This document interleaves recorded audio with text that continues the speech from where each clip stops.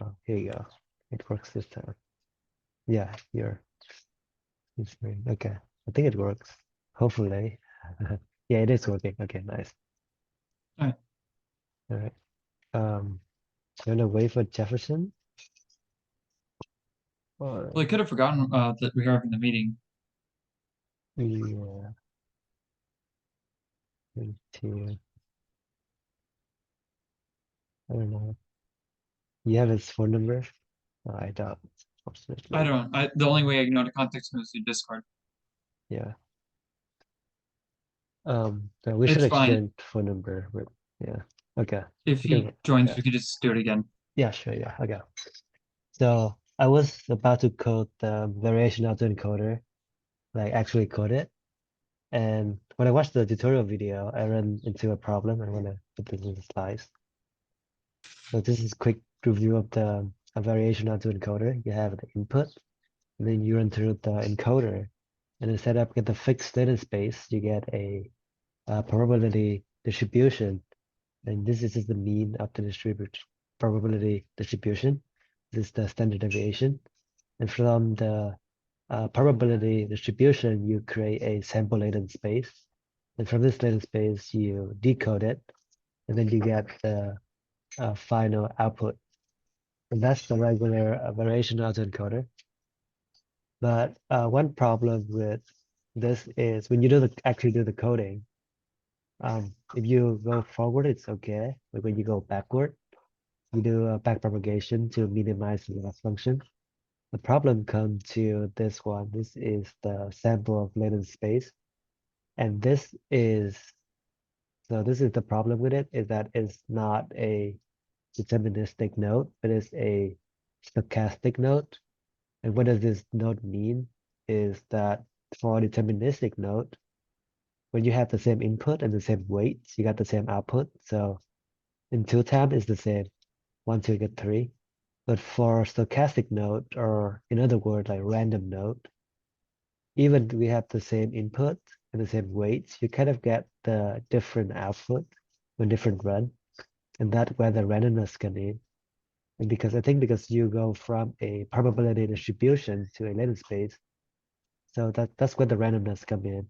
And going forward is okay, but when you backpropagation, it's really bad. And Z is the stochastic node. As you can see here, Z here. Um, this one is the probability distribution, by the way, that you go forward.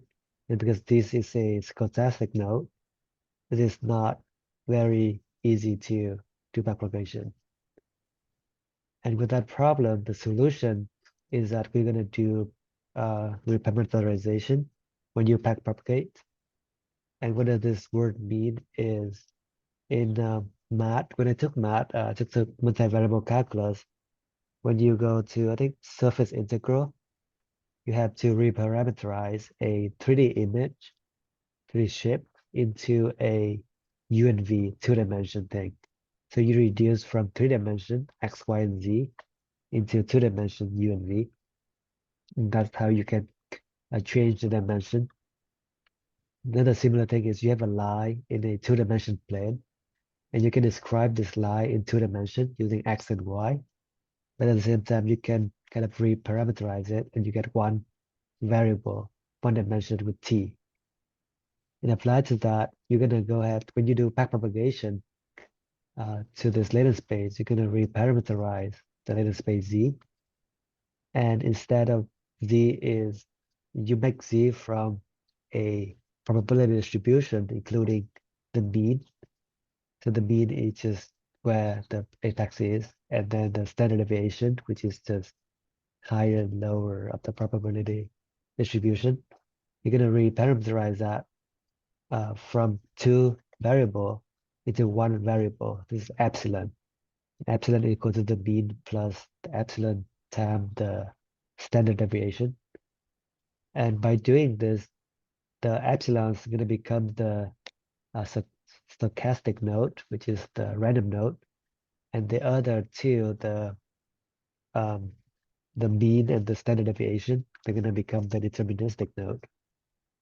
And over here, here's the epsilon. So you change from the stochastic node, which is the z latent space. After you reparameterize it, you move the stochastic node over here into the epsilon, and now you're going to leave everything else, z, the mean, and the standard deviation become the deterministic node, which is possible to do backpropagation. And yep, that's it. That's just the problem we figure out today. Hold on. Wait, can you Well, pull your screen up? I have a few questions. sure. So what exactly is so different about a deterministic or a stochastic node? Because I can imagine situations being where a node can have the same value, but you have different values for each of the inputs. Like I don't understand how this is much of a problem. Oh, for this? Oh, so when you do backpropagation, right? You want to minimize the loss, and what you normally do is, I think you change the weight of the input, right? But for Yeah. this, even when you change the weight of the input, it like even when you change it, it doesn't matter that much because even you change or not, you get the different output anyway. So like you can't really improve the system, and you get different output every time. But I always imagine like because each node is a function of the previous nodes. Yes. I just don't like, are you saying that no matter what you do, if you flip one and two, you're always going to get the same answer? Right. With same input, not only same input, but also same weight, right? The weight you carry, you should get the same answer because it's just one times two plus something times something. But for this, it's a probability, so you get different answer. And Oh, it's, okay, that makes a lot more sense. yeah, Oh, because yeah. it's a just the variational encoder makes a hmm distribution, and so there's actually a range of possible answers instead of one. hmm Is that why? Yeah, Okay, that makes a lot more sense. yeah. And you can't really improve it. Yeah. So what exactly does this do with back propagation then? Uh, for path propagation, so when you go move forward, you take the input, you times the weight, and then you sum them all, and then you, I think, plus the bias, and you can go through a activation function. And when you do propagation, you take everything and then you put them in term of variable, and then you can do calculus, derivative and things like that. And you find like the best slide that fit everything. And after all the calculation, you update the weight to like the weight you carry, and then you update the weight until the loss function get minimized, get the minimum loss. I know how back propagation works, but what exactly does this stochastic node do? Why does it make it so much more difficult? Like you said that you can kind of get more than one answer out of each. Yeah, so let's see. If the output doesn't change this randomly, like the deterministic node, you can improve the system by changing the weight, right? But in this one, like you can't really improve the system because this one is vary. This one doesn't even depend on the input. It does depend, but it's really random. And changing the weight doesn't improve the system. I see. Okay, so all right. So can you go forward to see where this what problems this causes? This, Okay, so if you're introducing randomness yes. before x and the standard deviation, it doesn't cause problems if it's before latent space as opposed to happening in latent space, right? hmm And then, yeah, you kind of put it out on the side and just make everything fixed, but deterministic. Okay, can you go to the next slide? Next one. This. Okay, so no, go back. Okay, this is basically how you're able to move it to the epsilon instead of the theta.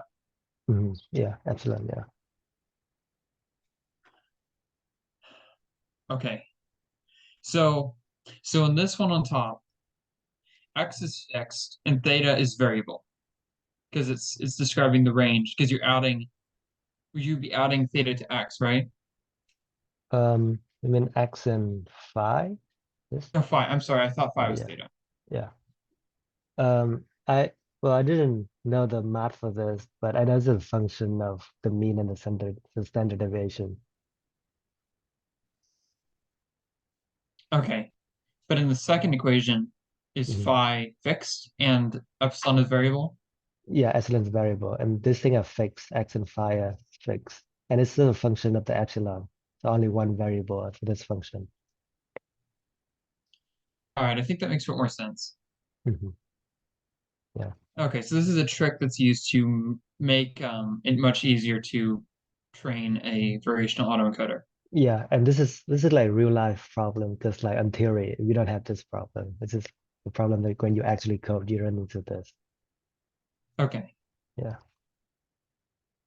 yeah, that's it. Mhm. interesting. Because I actually am studying variational autoencoders early on, and I Mhm. remember this problem being brought up, but I didn't ever pursue it. So it's I good to know what it see. means. Yeah, Yeah. yeah, yeah. All right. All right, do you want to show you mine? Yeah, sure. Yeah. Okay. Yeah. So, really, I should message Jefferson. Just.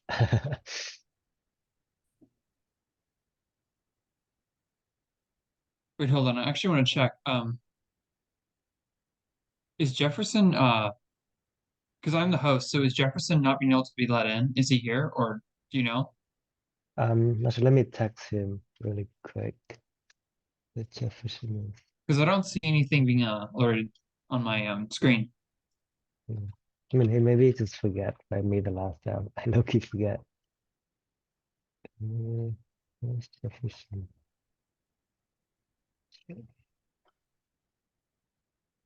How do you message him? Uh,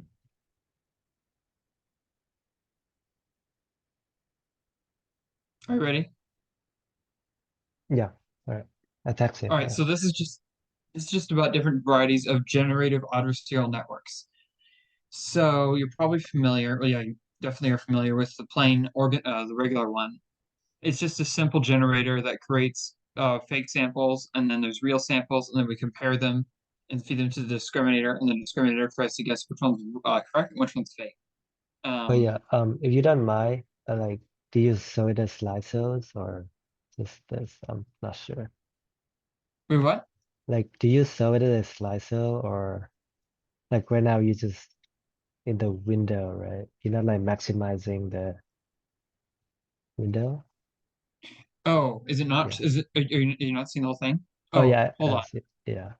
Oh, you're seeing my hold on. Okay, slideshow, right? Okay. Oh, here you go. It's loading. Yeah.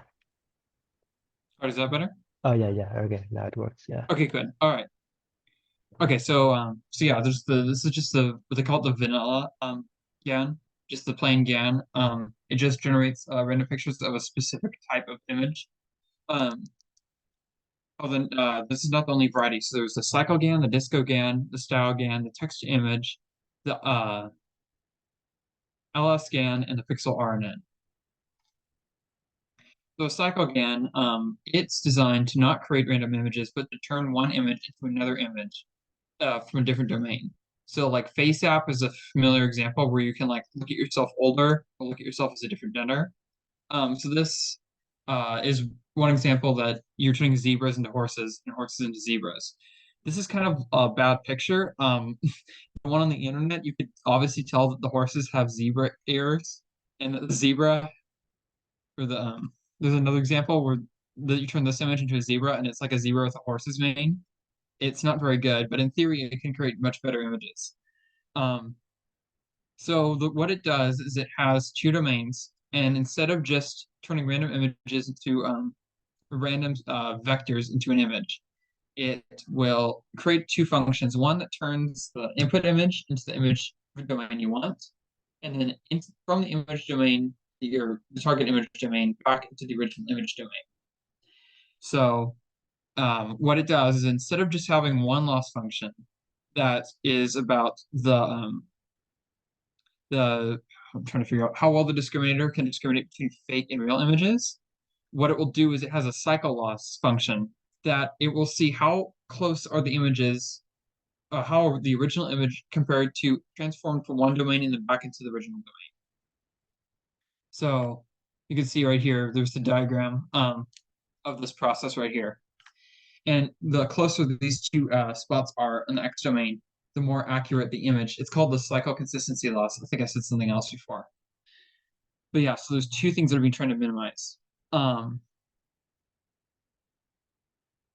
However, this makes the program much longer to train, and it also needs a lot of images to work. There's another version that's more extreme. It's called the Disco GAN. I don't know why it's called Disco GAN. It's kind of a bone name. It's probably a good reason. It will, instead of just doing the cycle consistency loss with going from one domain in the back, it does it for both. So just say you have two domains, one is brunettes and one's blondes. So instead of just with the original generative adversarial network, seeing how accurate the images of brunettes or blondes are, it will transform, like the previous one, the cyclogan, from brunette to blonde and then back to brunette, and we'll try to find the loss, the cycloconsistency loss for this. The thing that sets it apart from the cyclogan is that it will also turn pictures of brunettes to pictures of blondes and then back into brunettes again. So it has two cycloconsistency losses, and it does the domains in opposite order. And apparently this is helpful because it can be used to find patterns common in two domains. So this image right here is an example of bags and shoes, and they each have a color pattern.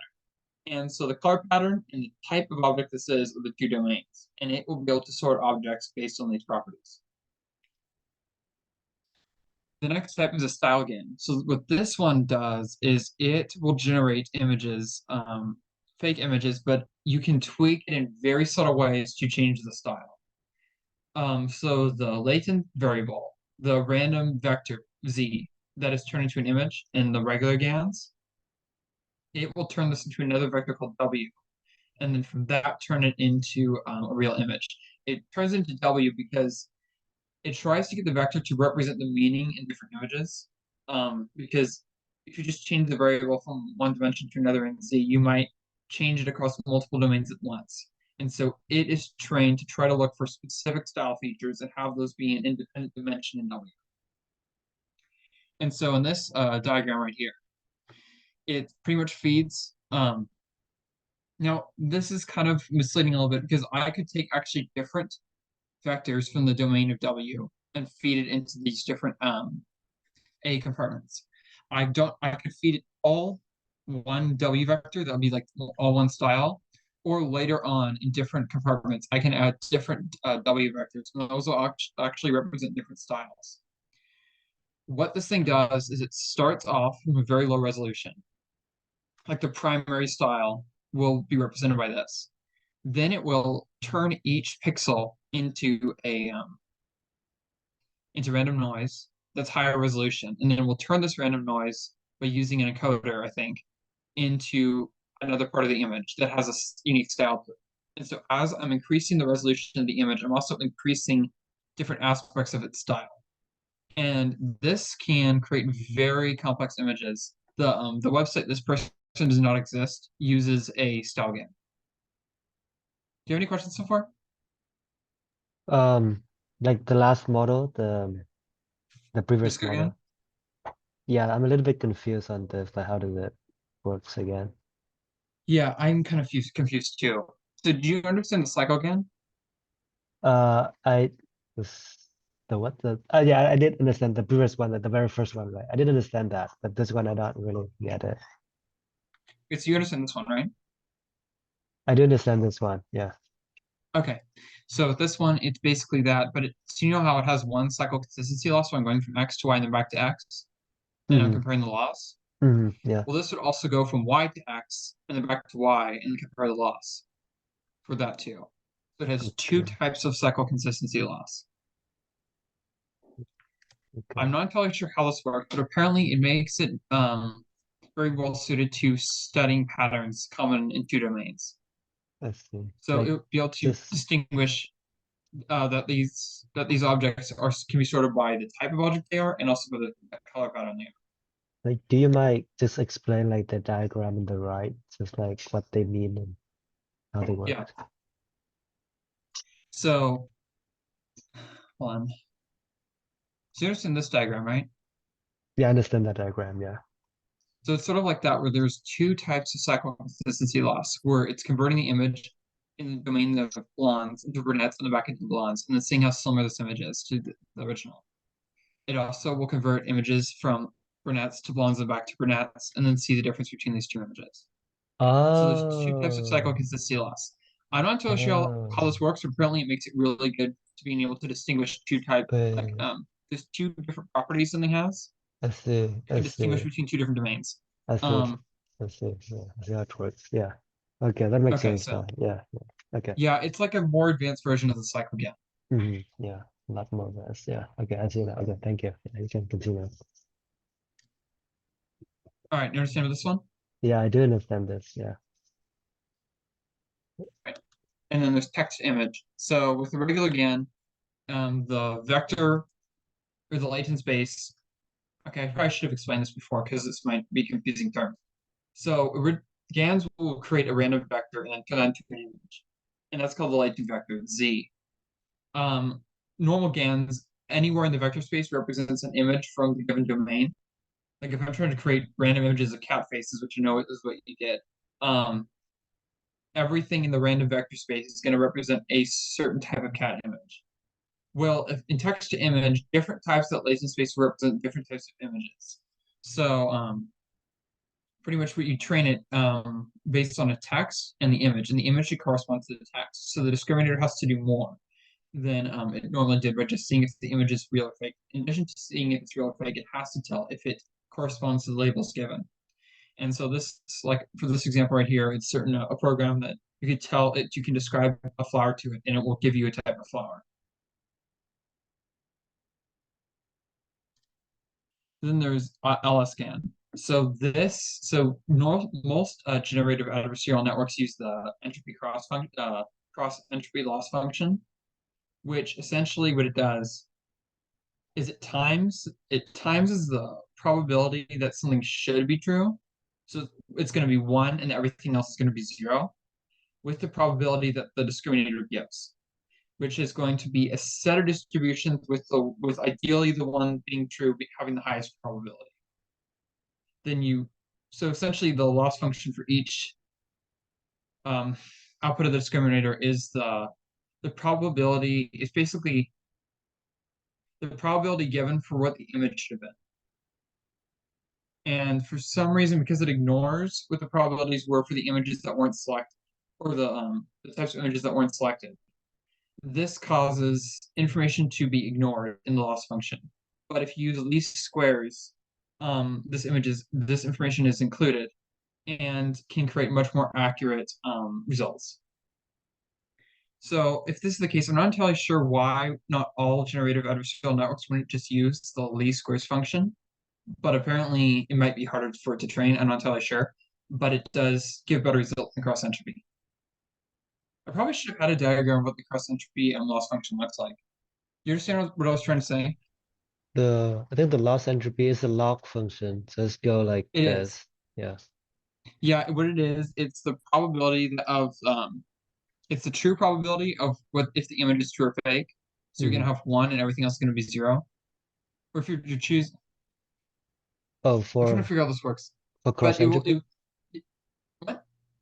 What was that for? For cross entropy for for the I this think it's like for the real probability times the log of the probability given by the discriminator. cross entropy? Yes. For cross entropy, if you get it correct, it doesn't punish you much, but if you get it incorrect, it punish you a lot. That's what I remember. I probably should revisit this. Yeah. Probably should explain this better. But just short answer is pretty much using least squares actually has very significant advantages for generative hmm adversarial network. I see. Okay. And another one is the pixel RNN. So we learned earlier with the attention is all you need paper pretty much about like recurrent neural networks. Well, these could be used for the generator, where it generates one pixel at a time, and the pixel uses the information from all the previous pixels to predict what the next one will be. And so it can actually be used if an image, part of an image is missing, to interpolate what the rest of the image could have been, based on training examples. So what this picture right here is different ways the thing could have completed the image. A lot of these examples are really low resolution, probably because they're easier to train, but it kind of helps. It's kind of hard to understand exactly what this is. So I think this one is reconstructing the bottom half of a dog, and some of them are better than others. This one's reconstructing the lower image of a wheel, of a wooden wheel, I think. And so the thing is, they're extremely long to train too, because what you're doing is you're not generating an image at a time, you're generating a pixel at a time. But yeah, they do have certain roles. And then that's it. This is just sources I got most of my stuff from. I see. Yeah, nice. But a lot of them I can see a lot of like application in real life. And Yeah. like, yeah, it's already Yeah, applied there's in many real life. Yeah. there's many different types. Hmm. Yeah. All right. Yeah. Probably All that's right. it. Yeah. Anything else you want to discuss that we learned? Did Uh, you oh, understand sorry, go everything you ahead. need with the attention is all you need paper? I think I understood the transformer model like briefly. I haven't go too much deep into that yet, but like briefly speaking, I think I understood it. Okay. Wait, do you want to stop recording or should we keep recording? We can stop